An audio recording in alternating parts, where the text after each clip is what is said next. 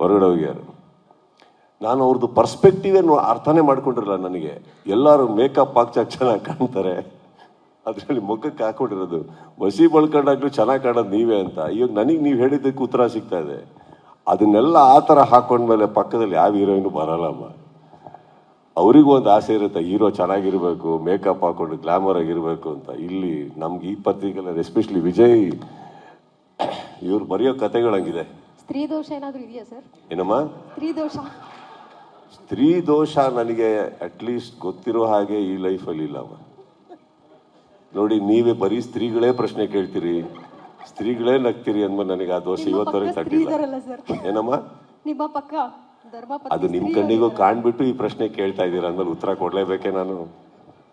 ಕರೆಕ್ಟೇ. ಇನ್ನು ಸರ್, ಯಾವುದೇ cinema start ಆಗೋಕ್ಕೂ ಮೊದಲು ಧೂಮಪಾನ ಆರೋಗ್ಯಕ್ಕೆ ಹಾನಿಕರ ಅನ್ನುವಂಥದ್ದು ಒಂದು ಕಾಷನ್ ಇರುತ್ತೆ. ನೀವು ಟ್ರೈಲರ್ನಲ್ಲಿ ಒಂದು ಸಂದೇಶ ಕೊಟ್ಟಿದ್ದೀರಾ, ದಮ್ ಹೊಡೆಯೋದು ಕಡಿಮೆ ಮಾಡಬೇಕು ಅನ್ನುವಂಥದ್ದು. ಫ್ಯಾನ್ಸ್ಗೆ ಸಂದೇಶ ಕೊಟ್ಟಿರೋದು ಜೊತೆಗೆ ಕಮ್ಮಿ ಮಾಡಿ ಅಂತ ಹೇಳಿದ್ದೀನಿ, ಬಿಡಿ ಅಂತ ಹೇಳಿಲ್ಲ. ಸಿನಿಮಾದಲ್ಲಿ ಏನಾದರೂ ನಿಜವಾಗ್ಲೂ ನೀವು ಸ್ಮೋಕ್ ಮಾಡಿದ್ದೀರಾ ಸರ್? ಏನು? ಸಿನಿಮಾದಲ್ಲಿ ನಿಜವಾಗ್ಲೂ ಸ್ಮೋಕ್ ಮಾಡಿದ್ದೀರಾ? ಅವಶ್ಯಕತೆ ಬಂದಾಗ ಮಾಡಿದ್ದೀವಿ, ಇಲ್ಲಾಂದ್ರೆ ನಾರ್ಮಲ್ ಆಗಿ ನಾನು ಸುಮಾರು ವರ್ಷಗಳಾಯ್ತು ಬಿಟ್ಟು. ಹೊರಗಡೆ ಹೋಗ್ಯಾರು. ನಾನು ಅವ್ರದ್ದು ಪರ್ಸ್ಪೆಕ್ಟಿವೇ ಅರ್ಥನೇ ಮಾಡ್ಕೊಂಡಿರಲ್ಲ. ನನಗೆ ಎಲ್ಲರೂ ಮೇಕಪ್ ಹಾಕ್ಚಾಕ್ ಚೆನ್ನಾಗಿ ಕಾಣ್ತಾರೆ, ಅದರಲ್ಲಿ ಮುಖಕ್ಕೆ ಹಾಕೊಂಡಿರೋದು ಮಸಿ ಬಳ್ಕೊಂಡಾಗ್ಲೂ ಚೆನ್ನಾಗಿ ಕಾಣೋದು ನೀವೇ ಅಂತ. ಇವಾಗ ನನಗೆ ನೀವು ಹೇಳಿದ್ದಕ್ಕೆ ಉತ್ತರ ಸಿಗ್ತಾ ಇದೆ. ಅದನ್ನೆಲ್ಲ ಆ ಥರ ಹಾಕೊಂಡ್ಮೇಲೆ ಪಕ್ಕದಲ್ಲಿ ಯಾವ ಹೀರೋಯಿನು ಬರಲ್ಲಮ್ಮ.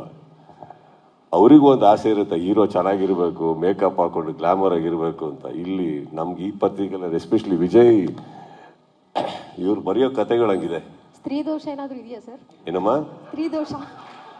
ಸ್ತ್ರೀ ದೋಷ ನನಗೆ ಅಟ್ಲೀಸ್ಟ್ ಗೊತ್ತಿರೋ ಹಾಗೆ ಈ ಲೈಫಲ್ಲಿ ಇಲ್ಲಮ್ಮ. ನೋಡಿ, ನೀವೇ ಬರೀ ಸ್ತ್ರೀಗಳೇ ಪ್ರಶ್ನೆ ಕೇಳ್ತೀರಿ, ಸ್ತ್ರೀಗಳೇ ನಗ್ತೀರಿ ಅಂದ್ಮೇಲೆ ನನಗೆ ಆ ದೋಷ ಇವತ್ತವರೆಗೆ ತಟ್ಟಿಲ್ಲ. ಏನಮ್ಮ? ನಿಮ್ಮ ಪಕ್ಕ ಅದು ನಿಮ್ಮ ಕಣ್ಣಿಗೂ ಕಾಣ್ಬಿಟ್ಟು ಈ ಪ್ರಶ್ನೆ ಕೇಳ್ತಾ ಇದ್ದೀರಾ ಅಂದ್ಮೇಲೆ ಉತ್ತರ ಕೊಡ್ಲೇಬೇಕೆ ನಾನು? ಕರೆಕ್ಟೇ. ಇನ್ನು ಸರ್, ಯಾವುದೇ ಸಿನಿಮಾ ಸ್ಟಾರ್ಟ್ ಆಗೋಕ್ಕೂ ಮೊದಲು ಧೂಮಪಾನ ಆರೋಗ್ಯಕ್ಕೆ ಹಾನಿಕರ ಅನ್ನುವಂಥದ್ದು ಒಂದು ಕಾಷನ್ ಇರುತ್ತೆ.